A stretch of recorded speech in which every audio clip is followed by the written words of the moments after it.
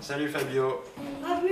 Il est 7h30. Les enfants du hameau du Bouvray arrivent dans la salle commune pour un petit déjeuner avant de partir pour l'école.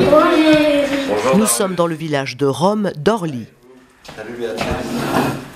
Marius. Bonjour Yann. Composé de maisons en bois, il a vu le jour fin 2011 avec le soutien financier de l'Union européenne, le Conseil général du Val-de-Marne et la ville d'Orly.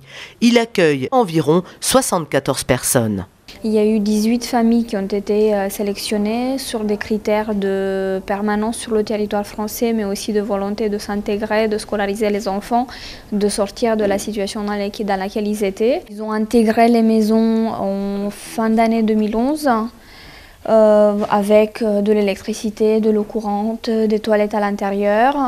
Les enfants sont scolarisés depuis septembre 2011, donc depuis l'année dernière. Rencontre avec les équipes présentes sur place qui gèrent au quotidien ce village.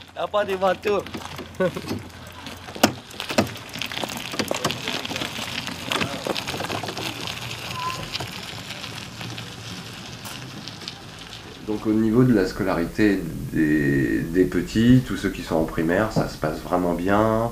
D'une part parce qu'ils ils sont vraiment accueillis à l'école, ils ont une directrice qui les attend, qui les accueille, qui reçoit régulièrement les parents. On a eu des petits soucis au début parce que l'organisation c'est toujours un peu compliqué, les horaires précis. L'école c'est tous les jours de la semaine à une heure bien précise, donc ça c'est toujours un petit peu compliqué au début. C'est notamment pour ça qu'on a mis en place les petits déjeuners, pour aider un petit peu les enfants à ce qu'il y ait une dynamique le matin. Donc ce qui est bien parce que les parents viennent maintenant avec les enfants prendre le petit déj et après ils partent à l'école. Donc pour eux ça se passe vraiment très bien. Après il y a les collégiens. Les collégiens c'est plus compliqué parce que les collégiens en fait pour beaucoup c'est la première scolarisation.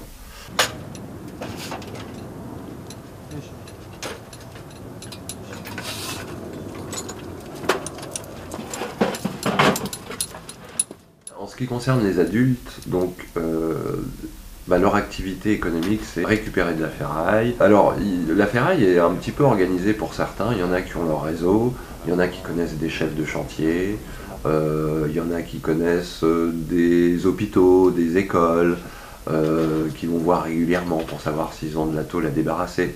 Ça s'organise. Et puis, il y a d'autres personnes qui ont envie de travailler, de sortir de la ferraille, de trouver un emploi. Donc il y a d'une part un petit travail au niveau du français, et donc on a une prof de FLE qui vient maintenant 2 fois par semaine et qui va leur donner des cours de français de manière à avoir ce petit niveau à l'écrit qui est nécessaire pour par exemple pouvoir prétendre à entrer dans des boîtes type RATP ou SNCF qui font un petit peu des efforts en matière d'insertion. Par contre il faut avoir un niveau de français brevet des collèges à l'écrit. On est en train de travailler là-dessus. La fille de... Non, c'est la femme de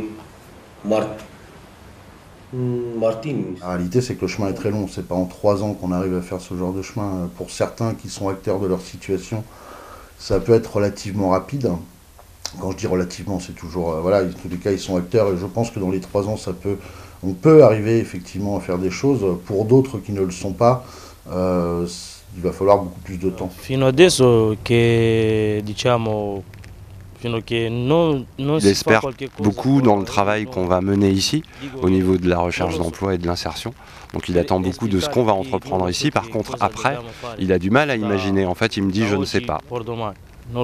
Chacun espère que cette passerelle vers une autre vie aura éloigné à tout jamais certaines familles des bidonvilles. Ici, en tout cas, c'est l'histoire qui tente de s'écrire jusqu'en 2014.